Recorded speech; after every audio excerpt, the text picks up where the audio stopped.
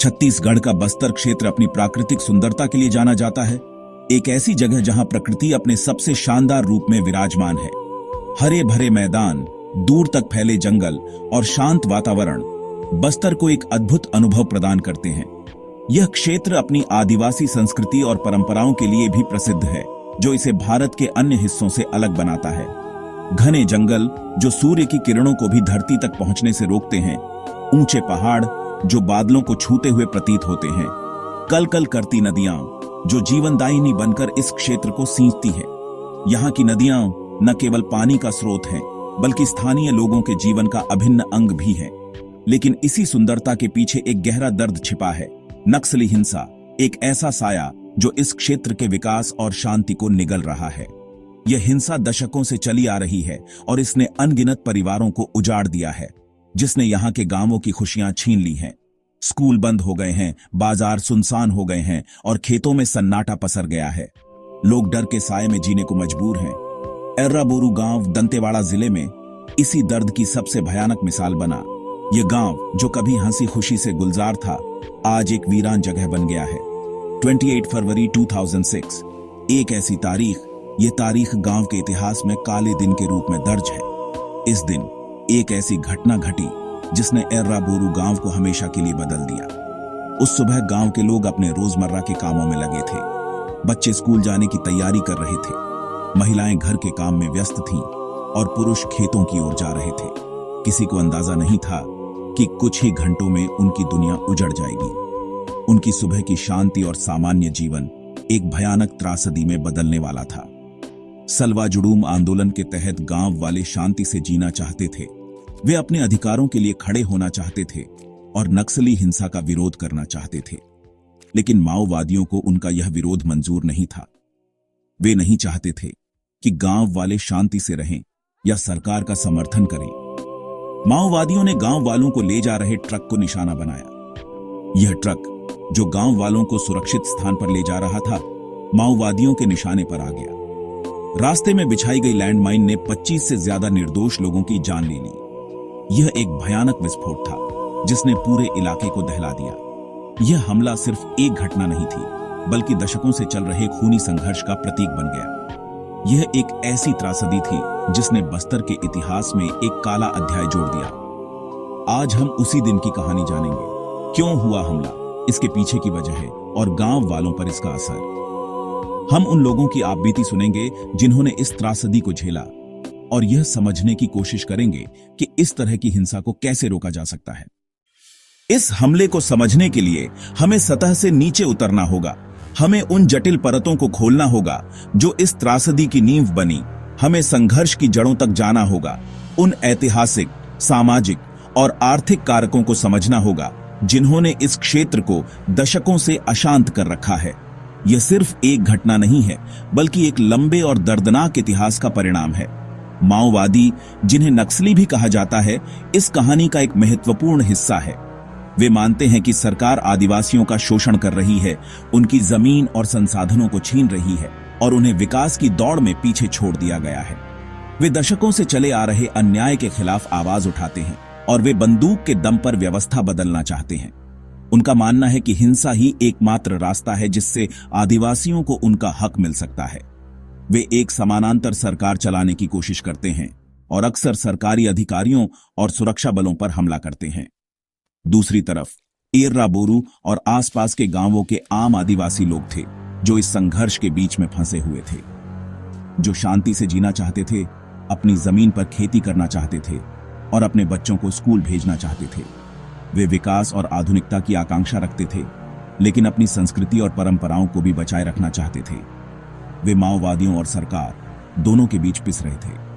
उन्हें दोनों तरफ से दबाव का सामना करना पड़ रहा था और उन्हें यह तय करना मुश्किल हो रहा था कि वे किसका साथ दें। 2005 में सलवा जुडूम आंदोलन शुरू हुआ, एक ऐसा मॉडल जिसने इस क्षेत्र की गतिशीलता को हमेशा के लिए बदल दिया।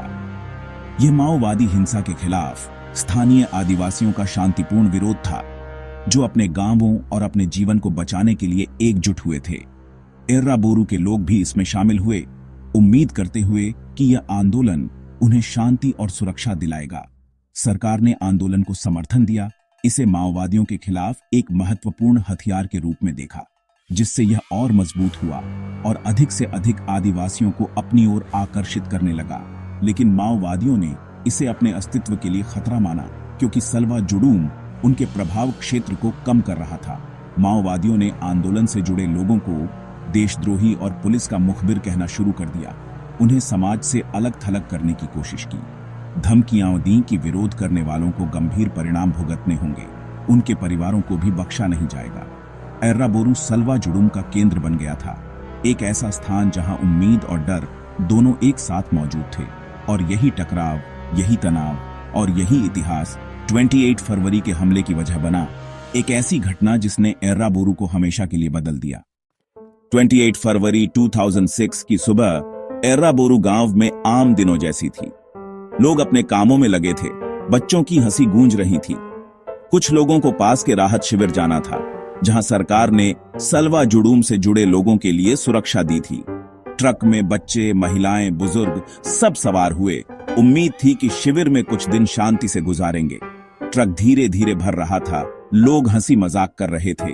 किसी को अंदाजा नहीं था कि मौत उनका इंतजार कर रही है। माओवादी हमलावर जंगल में छिपे अपनी योजना को अंतिम रूप दे रहे थे। उन्होंने सड़क पर शक्तिशाली लैंडमाइन बिछा दी थी। उस शांत सुबह के पीछे एक भयानक साजिश चल रही थी और गांव के निर्दोष लोग उसका शिकार बनने वाले थे। ट्रक एक धूल भरे कच्चे रास्ते पर आगे बढ़ रहा था, मानो किसी दूर दराज के गांव की ओर जा रहा हो। यह रास्ता जो अक्सर सुनसान रहता था, आज कुछ यात्रियों को उनके गंतव्य तक पहुंचाने का जरिया बना हुआ था। ट्रक के अंदर लोग अपनी अपनी दुनिया में मग्न थे।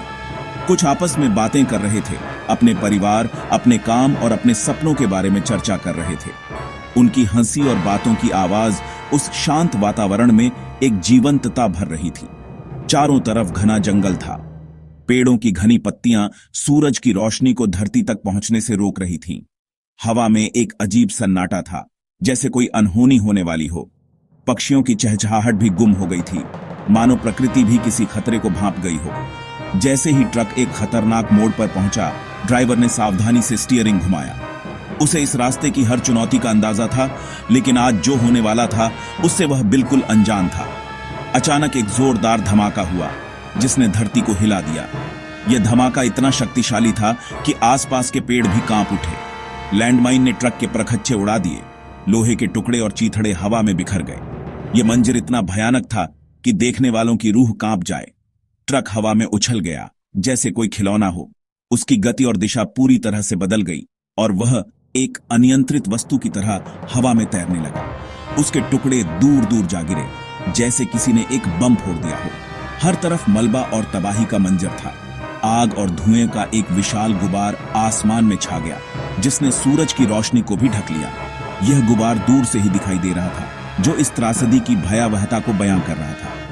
धमाके ने ट्रक में बैठे लोगों को बचने का कोई मौका नहीं दिया। उनकी जिंदगी एक पल में खत्म हो गई। वे अपनी मंजिल तक कभी नहीं पहुंच पाए। कई लोग मौके पर ही मारे गए। उनकी पहचान भी मुश्किल हो गई। बाकी बुरी तरह घायल हो गए, दर्द से कराह रहे थे और मदद के लिए पुकार रहे थे। शांत जंगल का रास्ता, जो कुछ देर पहले तक शांत और सुंदर था, एक पल में श्मशान में बदल गया। खुशियां मातम में बदल गईं। हर तरफ खून और मांस के लोथड़े बिखर गए। यह मंजर इतना विभत्स था कि किसी का भी दिल दहल जाए। कुछ पलों के लिए सन्नाटा छा गया, जैसे प्रकृति भी इस त्रासदी से स्तब्ध हो गई हो। फिर घायलों की चीखें गूंजने लगी। उनकी दर्द भरी आवाजें उस शांत वातावरण को चीर रही थी। वे अपनी जान बचाने के लिए गुहार लगा रहे थे। यह सिर्फ एक हमला नहीं, मानवता पर क्रूर प्रहार था। एक ऐसा अपराध जिसे कभी भुलाया नहीं जा सकता। यह उन निर्दोष लोगों की जान का नुकसान था, जिनका कोई कसूर नहीं था। धमाके के बाद जंगल से माओवादी हमलावर निकले और घायल लोगों पर अंधाधुंध गोलियां बरसाईं। हमलावरों की संख्या 50 से ज्यादा थी। उन्होंने पूरे इलाके को घेर लिया था। वे सलवा जुडूम से जुड़े लोगों को सबक सिखाने के नारे लगा रहे थे। भागने की कोशिश करने वालों को भी गोली मार दी गई। यह एक तरफा नरसंहार था, निहत्थे गांव वाले और दूसरी तरफ हथियारबंद हमलावर। माओवादियों ने ट्रक के मलबे में फंसे लोगों को भी नहीं छोड़ा। उनका मकसद डर और दहशत फैलाना था। जब वे संतुष्ट हो गए कि कोई नहीं बचा, तो जंगल में गायब हो गए। पीछे छोड़ गए मौत और तबाही। हमलावरों के जाने के बाद घटनास्थल पर सिर्फ लाशें, खून और तबाही थी। कई शव पहचानना भी मुश्किल थे। पास के राहत शिविर और गांव से लोग दौड़े आए। अपनों की हालत देखकर वे बिलख पड़े। बचे हुए लोगों ने घायलों को अस्पताल पहुंचाने की कोशिश की। साधन कम थे, लेकिन हिम्मत कम नहीं। गांव में मातम छा गया। हर कोई अपने परिवार वालों के लिए चिंतित था। बच्चों ने रोना बंद कर दिया। वे बस अपनी मांओं से चिपके हुए थे। उस दिन एर्राबोरू गांव में किसी घर में चूल्हा नहीं जला। ये जख्म शायद कभी नहीं भरेगा। नरसंहार की खबर मिलते ही प्रशासन में हड़कंप मच गया। सुरक्षा बलों को तुरंत भेजा गया। पुलिस और अर्धसैनिक बलों ने इलाके को अपने नियंत्रण में लिया और घायलों को अस्पताल पहुंचाया। सरकार ने हमले की कड़ी निंदा की, दोषियों को सजा देने और पीड़ित परिवारों को मुआवजा देने का वादा किया। मीडिया ने घटना को प्रमुखता से दिखाया, जिससे देश भर में आक्रोश फैला। सुरक्षा व्यवस्था और कड़ी कर दी गई। सलवा जुडूम शिविरों की सुरक्षा बढ़ाई गई, लेकिन गांव वालों के मन में डर बैठ चुका था। उन्हें सरकारी वादों पर अब भरोसा नहीं रहा। एर्राबोरू हमले के जख्म आज भी ताजा हैं। कई लोग शारीरिक और मानसिक रूप से टूट चुके हैं। बच्चों ने अपने माता पिता को मरते देखा, जिसका असर उनके मन पर पड़ा। सलवा जुडूम आंदोलन को भी इस हमले से बड़ा झटका लगा। लोग डर के मारे पीछे हटने लगे। सुप्रीम कोर्ट ने बाद में सलवा जुडूम पर सवाल उठाए और इसे बंद करने के आदेश दिए। गांव वालों का व्यवस्था पर से भरोसा कम हो गया। कई परिवार गांव छोड़कर शहर चले गए। एर्राबोरू की कहानी बताती है, हिंसा सिर्फ तबाही लाती है, समाधान नहीं। एर्राबोरू का नरसंहार छत्तीसगढ़ के इतिहास का काला अध्याय है। यह हमें निर्दोषों के बलिदान की याद दिलाता है।